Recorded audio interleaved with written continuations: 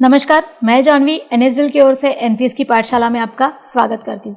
जैसे कि आपको पता है, अटल पेंशन योजना गवर्नमेंट ऑफ इंडिया ने मई 2015 से शुरू की है और इसका उद्देश्य असंगठित क्षेत्र के लोगों के लिए रिटायरमेंट के बाद उन्हें एक फिक्स राशि पेंशन के रूप में प्रदान करना है। ये योजना काफ़ी प्रचलित हुई है और आज तक लगभग 2 करोड़ से भी ज़्यादा सब्सक्राइबर्स इस योजना के साथ जुड़ गए हैं। साथ ही साथ रोज़ाना लगभग 20 से 25 हज़ार अकाउंट्स एपीवाई के अंदर डिफरेंट बैंक के लार्ज बैंकिंग नेटवर्क के द्वारा ओपन किए जाते हैं।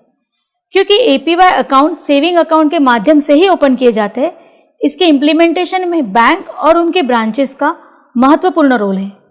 इसलिए ये इम्पॉर्टेंट है कि एपीवाई स्कीम की पूरी जानकारी बैंक ऑफिशियल्स के पास हो, ताकि वो सब्सक्राइबर को ये जानकारी सही तरीके से दे सके।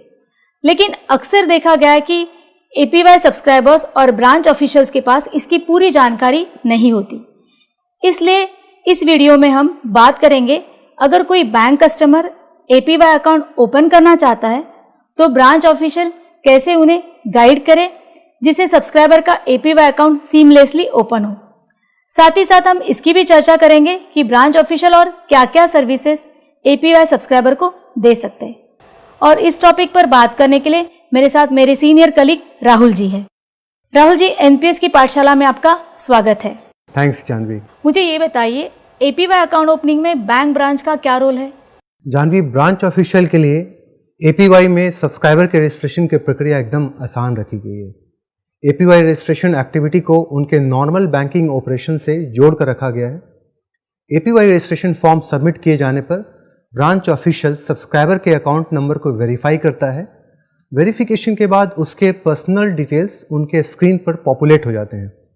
इन सारी एक्टिविटीज़ को सुचारू रूप से चलाने के लिए एनएसडीएल ने एक एप्लीकेशन बनाया है, जिसे एपीवाई सर्विस प्रोवाइडर के बैंकिंग सिस्टम के साथ इंटीग्रेट किया गया है। ये एपीवाई एप्लीकेशन उनके कोर बैंकिंग सिस्टम में ही उपलब्ध है, जिससे अकाउंट ओपनिंग के समय सब्सक्राइबर के सारे डिटेल्स ऑटो पॉपुलेट हो जाते हैं और इसकी फिर से केवाईसी करने की ज़रूरत नहीं पड़ती है। एडिशनल डिटेल्स जैसे कंट्रीब्यूशन अमाउंट, सब्सक्राइबर के एज और पेंशन अमाउंट मेंशन करने पर ऑटोमेटिकली कैलकुलेट होकर सिस्टम में सबमिट होता है। रजिस्ट्रेशन प्रोसेस कंप्लीट होने के बाद ब्रांच ऑफिशियल एक्नॉलेजमेंट रिसीप्ट पे प्रैन मेंशन कर रिकॉर्ड के लिए सब्सक्राइबर को देता है।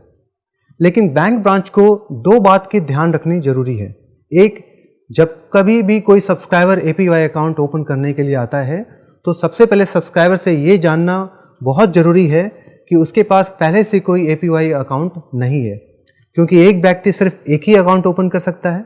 अगर सब्सक्राइबर पहले एपीवाई अकाउंट किसी दूसरे बैंक के साथ में ओपन करा है और आपके ब्रांच में एपीवाई अकाउंट ओपन करने के लिए आता है, तो उसे एग्जिस्टिंग एपीवाई अकाउंट को शिफ्ट करने की सलाह देनी होगी। एपीवाई अकाउंट शिफ्ट कैसे किया जाए, इसकी चर्चा हमने एक दूसरे वीडियो में की है। दूसरा, क्योंकि एपीवाई सब्सक्राइबर का कंट्रीब्यूशन उसके सेविंग अकाउंट से ऑटो डेबिट होता है, यह सुनिश्चित करना बहुत ज़रूरी है कि उसका बैंक अकाउंट एक्टिव है और उसमें सफिशिएंट बैलेंस रहता है। ये तो हुआ कि एपीवाई अकाउंट ओपनिंग में बैंक ब्रांच का क्या रोल है, लेकिन आगे का कंट्रीब्यूशन का प्रोसेस क्या होगा? क्या सब्सक्राइबर को एनपीएस अकाउंट की तरह कंट्रीब्यूशन स्लिप भरकर पैसे जमा करने होंगे? कंट्रीब्यूशन की प्रक्रिया भी सिंपल है। इसके लिए सब्सक्राइबर और एपीवाई सर्विस ब्रांच द्वारा कोई एडिशनल एफर्ट लेने की ज़रूरत नहीं है। सब्सक्राइबर के सेविंग अकाउंट से ही उसके बताए गए फ्रीक्वेंसी पर कंट्रीब्यूशन ऑटो डेबिट होने की फैसिलिटी एपीवाई में दी गई है। इसको हम सिस्टमैटिक इन्वेस्टमेंट प्लान यानी एसआईपी की तरह भी देख सकते हैं। एपीवाई अकाउंट ओपनिंग फॉर्म को इस तरह से बनाया गया है कि उसे सब्सक्राइबर के डेबिट इंस्ट्रक्शन के रूप में यूज़ किया जाए। यहाँ एक बात ध्यान देना है कि सब्सक्राइबर के सेविंग अकाउंट से अमाउंट डेबिट होने के दूसरे दिन उसे सीआरएस सिस्टम में अपलोड होना बहुत ज़रूरी है, जिससे सब्सक्राइबर के एपीवाई अकाउंट में सही समय पर यूनिट्स क्रेडिट हो। राहुल जी, चूंकि सब्सक्राइबर एक लंबे समय तक एपीवाई सिस्टम से जुड़ा रहता है, हो सकता है इस दौरान उसके कुछ पर्सनल डिटेल चेंज करने की ज़रूरत हो, या रजिस्ट्रेशन के समय कुछ डिटेल्स गलत रजिस्टर्ड हो गए हो, जिसे उन्हें सुधार करने की ज़रूरत हो, तो ब्रांच ऑफिशियल एपीवाई अकाउंट से जुड़े कौन कौन से डिटेल्स अपडेट कर सकते हैं और इसके लिए उन्हें क्या करना होगा? जानवी, जैसा कि हमने पहले डिस्कस किया, एपीवाई अकाउंट खुलता ही है सब्सक्राइबर के सेविंग अकाउंट के बेसिस पर और सब्सक्राइबर को अलग से कोई केवाईसी डिटेल्स नहीं देनी पड़ती। तो जाहिर है अगर सब्सक्राइबर को अपने APY अकाउंट रिलेटेड डिटेल्स जैसे पर्सनल डिटेल्स, नॉमिनेशन डिटेल्स इत्यादि अपडेट करने हो तो उसे सबसे पहले अपने बैंक अकाउंट में ये डिटेल्स चेंज करनी होगी। एक बार सेविंग अकाउंट में डिटेल्स चेंज हो गई तो सब्सक्राइबर के APY अकाउंट में डिटेल्स ऑटोमेटिकली अपडेट हो जाएगा। इसकी सूचना सब्सक्राइबर को CRA द्वारा ईमेल SMS अलर्ट के रूप में दी जाती है। यहाँ पर मैं एक नॉमिनेशन रिलेटेड बात हाईलाइट करना चाहूँगा कि सब्सक्राइबर के बैंक अकाउंट में दिए गए नॉमिनी से APY अकाउंट का नॉमिनी अलग हो सकता है। हालांकि अगर सब्सक्राइबर मैरिड है तो स्पाउस यानी हस्बैंड या वाइफ APY के अंदर डिफ़ॉल्ट नॉमिनी होंगे। जिन सब्सक्राइबर ने अपना APY account before marriage open किया है उन्हें इस प्रक्रिया के द्वारा अपना नॉमिनी नेम अपडेट करवाना होगा। राहुल जी, अगर किसी APY सब्सक्राइबर ने अकाउंट खोलते समय पेंशन अमाउंट 1000 रुपये रखा है और उसी के बेसिस पे उसके अकाउंट से कंट्रीब्यूशन ऑटो डेबिट हो रहा है, लेकिन अगर उसकी इनकम बढ़ जाती है तो इस स्थिति में क्या वो पेंशन अमाउंट इंक्रीज कर सकता है? हाँ बिल्कुल, ये जरूरी नहीं है कि एक बार पेंशन अमाउंट आपने सेलेक्ट कर ली तो वो बदली नहीं जा सकती है। आप चाहे तो इसे बढ़ा सकते हैं या घटा भी सकते हैं।